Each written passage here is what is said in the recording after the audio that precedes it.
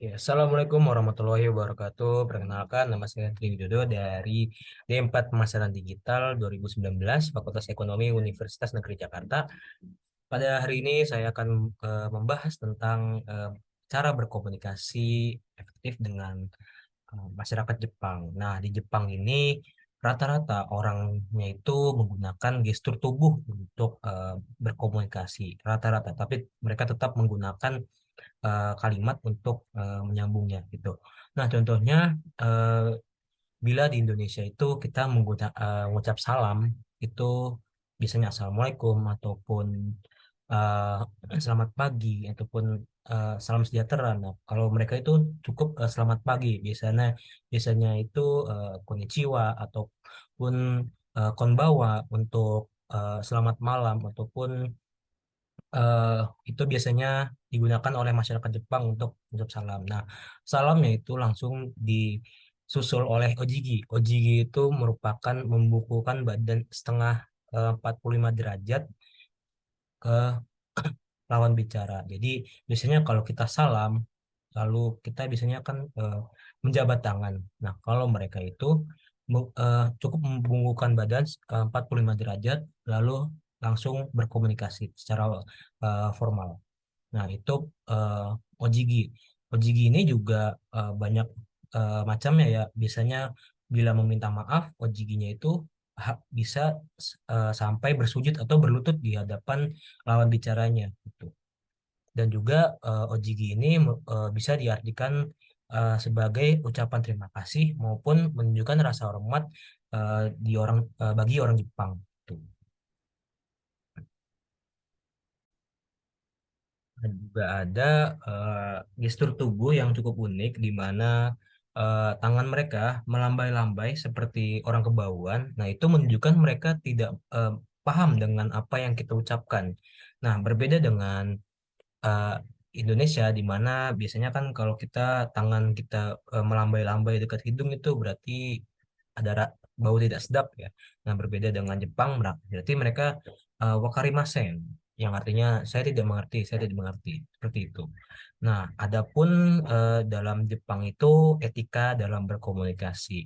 Nah, Jepang ini merupakan negara yang menjunjung tinggi kedisiplinan. Jadi, kita bila ingin berkomunikasi ataupun mulai bisnis dengan mereka, kita harus bisa menyesuaikan kedisiplinan kita ke orang Jepang ini.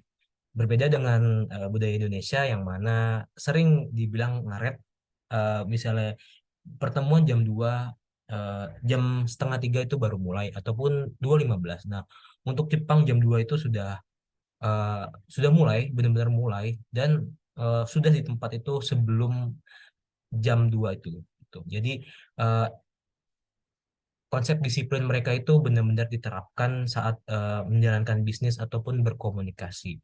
Jadi kita sebagai orang Indonesia harus bisa memiliki sikap seperti itu dan bila pun kita ingin memulai bisnis dengan mereka, kita pun harus bisa menyesuaikan tingkat disiplin tinggi masyarakat Jepang tersebut. Nah, adapun etika lain yaitu kita saat berhadapan dengan orang Jepang itu kita harus memilih kata-kata yang dan juga sikap badan yang sesuai dengan etika-etika yang berlaku dan juga secara umum. Itulah kita harus paham mengenai etika komunikasi bagi kita sebagai eh, calon pembisnis dan dengan mitra kita orang Jepang misalnya seperti itu. Dan juga kita harus bisa memilah kata-kata yang sensitif bagi mereka, misal tentang tragedi-tragedi di Jepang dan itu juga tidak bisa kita masukkan dalam percakapan dan juga mereka menjunjung tinggi privasi di mana mereka tidak ingin diganggu privasi mereka tentang keluarga, agama ataupun kepribadian mereka.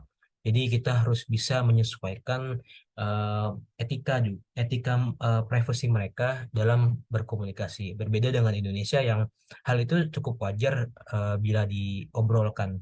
Tapi untuk masyarakat Jepang itu adalah isu sensitif di mana itu sebagai privasi tertinggi mereka. Biasanya lebih ke kepribadian dan juga keluarga. Tapi mungkin untuk yang sudah dekat ataupun sudah berkeluarga dengan misalnya orang Indonesia dan Jepang ya mungkin itu bisa terbuka. Tapi untuk kita orang baru tiba-tiba seperti itu, nah kita dianggap tidak sopan dan melanggar etika berkomunikasi mereka. Nah, selanjutnya itu ada juga pola komunikasi dalam interaksi sosial masyarakat Jepang. Nah, ini yang pertama itu ada uki soto atau dalam dan luar. Nah, komunikasi ini biasanya digunakan dalam kelompok-kelompok atau keluarga-keluargaan.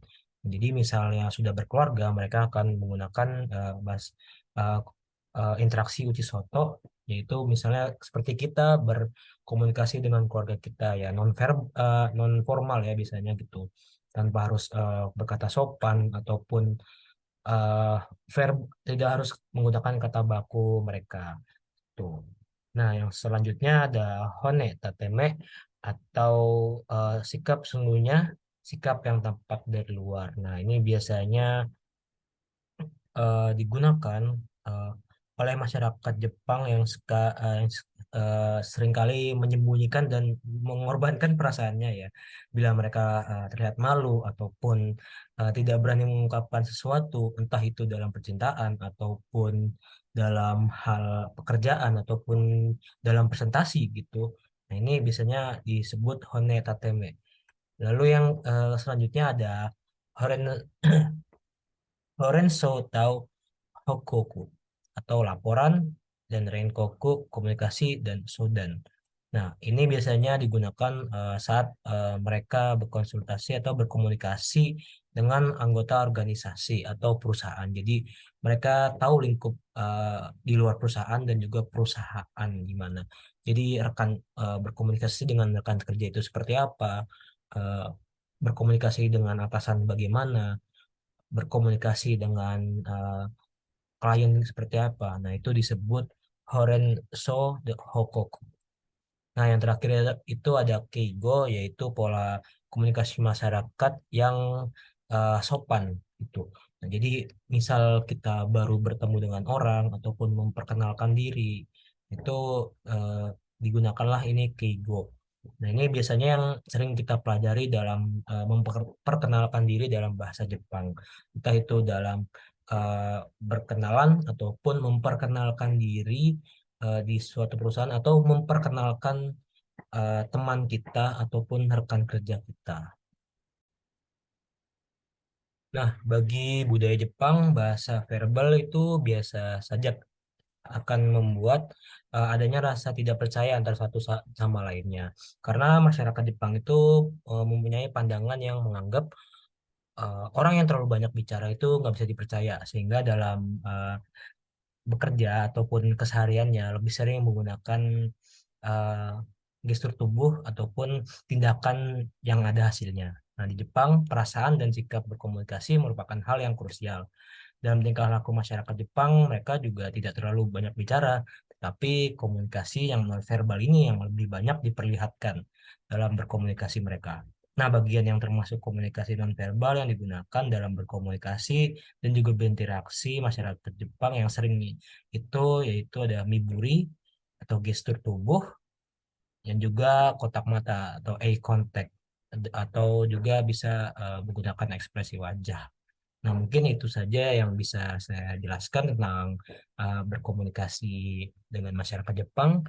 Kurang lebihnya mohon maaf. Wassalamualaikum warahmatullahi wabarakatuh.